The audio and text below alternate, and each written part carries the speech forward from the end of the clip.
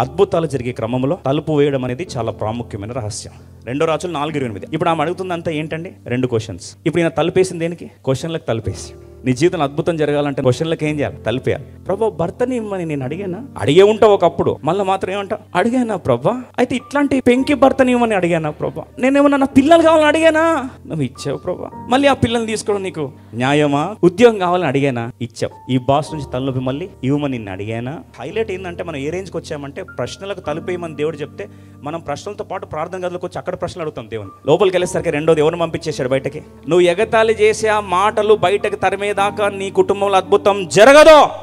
తలుపేశాడు. ఇప్పుడు ప్రార్థన చేశాడు. ఈ ప్రార్థన వారి చరిత్రలు ఏం చేసింది? మార్చేసింది. ఈరోజు నీ ప్రార్థన జవాబు ఎందుకు రాదు తెలుసా? ప్రశ్నలకు తలుపేయట్లే. ఇవన్నీ కూడా సమాధి చేసి తలుపు వేసి దేవుని వైపు చూస్తూ ప్రార్థన చేశాడు. ఆ ప్రార్థన, ఆ చనిపోయిన బిడ్డ ఏం చేశాడు? తిరిగి బ్రతికాడు. ఈ కార్యము దేవుడు మన జీవితంలో నెరవేర్చును గాక.